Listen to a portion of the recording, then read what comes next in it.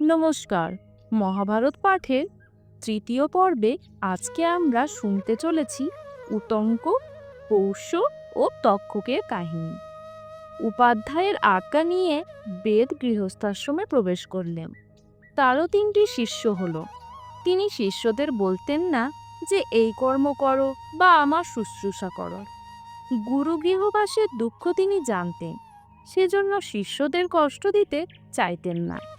কিছুকাল পরে জন্মেজয় এবং পৌষ্য নামে আর এক রাজা বেদকে উপাধ্যায়ের পদে বরণ করলেন। একদা বেদ যাজন কার্যের জন্য বিদেশে যাওয়ার সময় উতঙ্ক নামক শিষ্যকে বলে গেলেন, আমার প্রবাসকালে গৃহে যে বিষয়ের অভাব হবে তুমি তা পূরণ করবে। উতঙ্ক গুরুগৃহে থেকে সকল কর্তব্য পালন করতে লাগলেন। একদিন আশ্রমের নারীরা তাকে বললে, তোমার উপাধ্যায়ানী ঋতুমতী হয়েছে, কিন্তু উপাধ্যায় এখানে নেই। ঋতু যাতে নিষ্ফল না হয় তুমি তা করো। উতঙ্ক উত্তর দিলে, আমি স্ত্রীলোকের কথায় এমন অকার্য করতে পারি না। উপাধ্যায় আমাকে অকার্য করবার আদেশ দেননি। কিছুকাল পরে বেদ ফিরে এলেন এবং সকল বৃত্তান্ত শুনে প্রীত হয়ে বললেন, বৎস উতঙ্ক, তোমার কি প্রিয় সাধন করব বলো। তুমি ধর্মানুসারে আমার সেবা করেছ, আমাদের পরস্পরের প্রীতি বৃদ্ধি পেয়েছে, তোমার সকল কামনা পূর্ণ হবে। এখন তুমি স্বগৃহে যেতে পারো। উতঙ্ক বললেন, আমি বা আপনার কি প্রিয় সাধন করব তা বলুন। আমি আপনার অভীষ্ট দক্ষিণা দিতে ইচ্ছা করি। দেব বললেন, বৎস, তা এখন থাক না, পরে হবে। কিছুকাল পরে উতঙ্ক পুনর্বার গুরুকে দক্ষিণার কথা জিজ্ঞাসা করলেন। বেদ বললেন, তুমি বহুবার আমাকে দক্ষিণার কথা বলেছ। গৃহমধ্যে গিয়ে উপাধ্যায়নীকে জিজ্ঞাসা করে কি দিতে হবে। তখন উতঙ্ক গুরুপত্নীর কাছে গিয়ে বললেন, ভগবতী, উপাধ্যায় আমাকে গৃহগমনের অনুমতি দিয়েছেন। আমি গুরুদক্ষিণা দিয়ে ঋণ মুক্ত হতে চাই। আপনিই বলুন কি দক্ষিণা দেব। উপাধ্যায় পত্নী বললেন, তুমি রাজা পৌষ্যের কাছে যাও। তার ক্ষত্রিয়া পত্নী যে দুটি কুণ্ডল পরে থাকেন তাই চেয়ে আনো।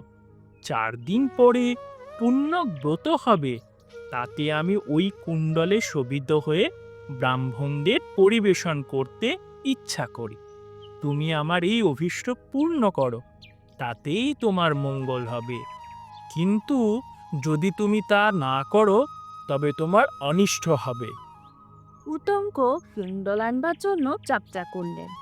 পথে যেতে যেতে তিনি প্রকাণ্ড বৃষে আরূঢ় এক মহাকায় পুরুষকে দেখতে পেলেন। সেই পুরুষ বললেন, উতঙ্ক, তুমি এই বৃষের পুরীশও ভক্ষণ করো। উতঙ্ককে অনিচ্ছুক দেখে তিনি আবার বললেন, উতঙ্ক, খাও, বিচার করো না, তোমার উপাধ্যায়ও পূর্বে খেয়েছেন। তখন উতঙ্ক বৃষের মলমূত্র খেলেন এবং দাঁড়িয়ে উঠে সত্বর আচমন করে পৌষ্যের নিকট যাত্রা করলেন। পোষ্য তাকে বললেন, ভগবান, কি আজ্ঞা বলুন। উতঙ্ক কুণ্ডল প্রার্থনা করলে রাজা বললেন, আমি অন্তপুরে গিয়ে মহিষীর কাছে চেয়ে নিই। উতঙ্ক মহিষীকে দেখতে না পেয়ে ফিরে এসে পোষ্যকে বললেন, আমাকে মিথ্যা কথা বলা আপনার উচিত হয়নি, অন্তপুরে মহিষী নেই। পোষ্য ক্ষণকাল চিন্তা করে বললেন, নিশ্চয়ই আপনি উচ্ছিষ্ট আছেন। অসুচি ব্যক্তি আমার পতিব্রতা ভার্যাকে দেখতে পায় না। উতঙ্ক স্মরণ করে বললেন, আমি এখানে শীঘ্র আসবার জন্য দাঁড়িয়ে আচমন করেছিলাম, সেই জন্য এই দোষ হয়েছে। উতঙ্ক তখন পূর্বমুখে বসে হাত পা মুখ ধুলেন এবং 3 বার নিঃশব্দে ফেনশূন্য অনুষ্ণ হৃদ্যজল পান করে 2 বার মুখাদি ইন্দ্রিয় মুছলেন। তারপর তিনি অন্তঃপুরে গিয়ে মহিষীকে দেখতে পেলেন। উতঙ্কের প্রার্থনা শুনে মহিষী প্রীত হয়ে তাকে কুণ্ডল দিলেন এবং বললেন, নাগরাজ তক্ষক, এই কুণ্ডল দুটির পার্থী, অতএব সাবধানে নিয়ে যাবেন। উতঙ্ক সন্তুষ্ট হয়ে পৌষ্যের কাছে এলেন। পৌষ্য বললেন, ভগবান, সৎপাত্র সহজে পাওয়া যায় না। আপনি গুণবান অতিথি, আপনার সৎকার করতে আমি বড় ইচ্ছা করি। উতঙ্ক বললেন, গৃহে যে অন্ন আছে তাই শীঘ্র নিয়ে আসুন। অন্ন আনা হলে উতঙ্ক দেখলে তা অত্যন্ত ঠান্ডা এবং তাতে কার যেন চুলও পড়েছে। তিনি বললেন, আমাকে অশুচি অন্ন দিয়েছেন, অতএব আপনি অন্ধ হয়ে যাবেন। পৌষ্য বললেন, আপনি নির্দোষ অন্নের দোষ দিচ্ছেন, এজন্য আপনিও নিঃসন্তান হবেন। উতঙ্ক বললেন, অশুচি অন্ন দিয়ে আবার অভিশাপ দেওয়া হচ্ছে, এ আপনার অনুচিত। দেখুন না, এই অন্ন অশুচি না শুচি। রাজা অন্য দিকে অনুমান করলেন, এই শীতল অন্ন কোনো মুক্তকেশী স্ত্রী এনেছেন, তারই কেশ এতে পড়েছে। তিনি ক্ষমা চাইলে উতঙ্ক বললেন, আমার বাক্য মিথ্যা হয় না, আপনি অন্ধ হবেনই, কিন্তু শীঘ্রই আবার দৃষ্টিশক্তি ফিরে পাবেন। আপনি আমাকেও যে শাপ দিয়েছে তাও যেন না ফলে। রাজা বললেন, আমার ক্রোধ এখনো শান্ত হয়নি।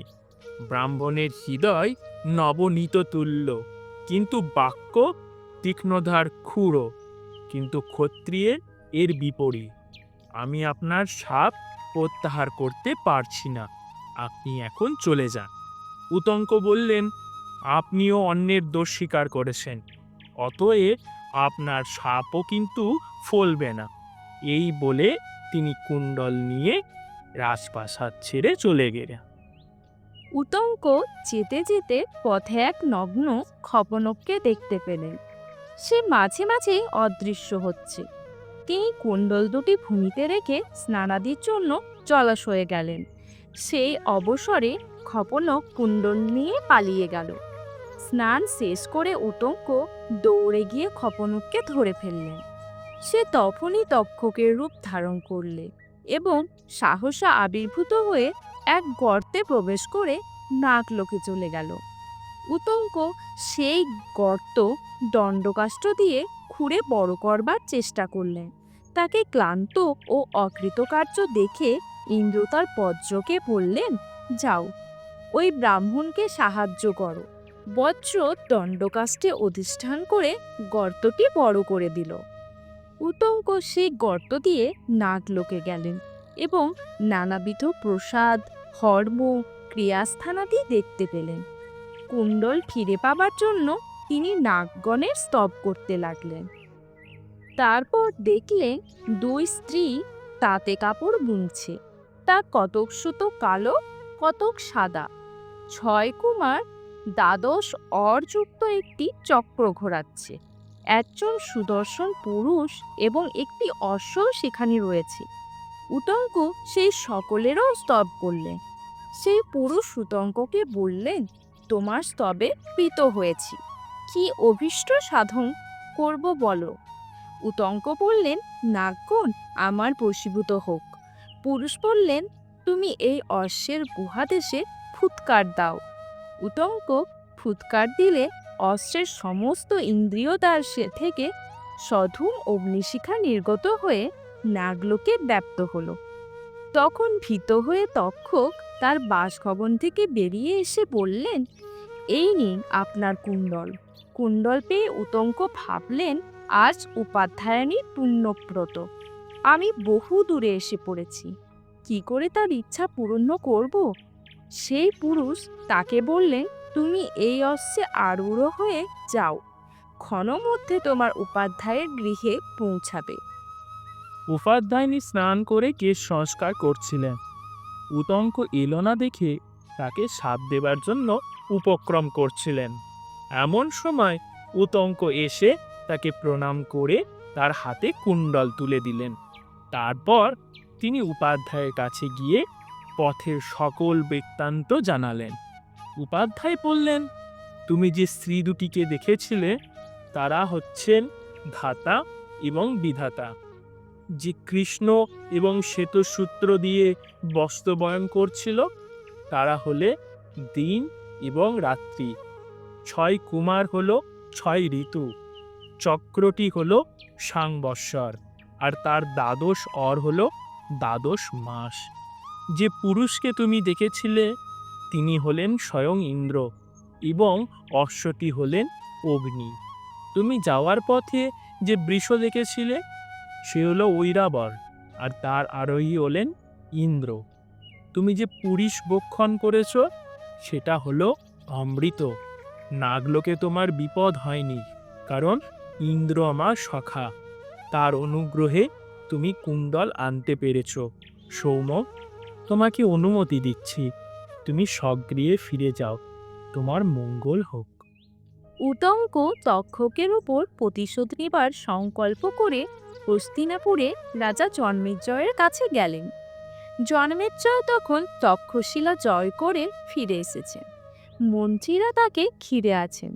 উতঙ্ক যথাবিধি আশীর্বাদ করে বললেন, মহারাজ, যে কার্য করা উচিত ছিল তা না করে আপনি বালকের ন্যায় কার্য করছেন। জন্মেজয় তাকে সংবর্ধনা করে বললেন, আমি ক্ষাত্রধনুসারে প্রজা পালন করে থাকি, আমাকে আপনি কি করতে বলেন? উতঙ্ক বললে, আপনার পিতা মহাত্মা পরীক্ষিতের যে প্রাণহরণ করেছে সেই দুরাত্মা তক্ষকের ওপর আপনি প্রতিশোধ নিন। সেই নৃপতির চিকিৎসার জন্য কশ্যপ আসছিলেন, তিনি তক্ষক তাকে ফিরিয়ে দিয়েছিল।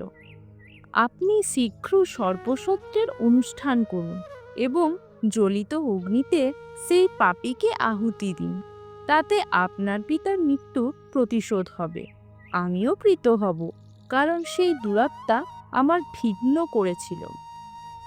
উতঙ্কের কথা শুনে রাজা জন্মেজয় তক্ষকের উপর অতিশয় ক্রুদ্ধ হলেন। শোকার্ত মনে মন্ত্রীগণকে পরীক্ষিতের মৃত্যুর বিষয় জিজ্ঞাসা করলেন। আজকের মতো আমাদের পর্ব এখানেই সমাপ্ত। আগামী দিন আমরা নিয়ে আসব এক অন্য পর্ব। নমস্কার।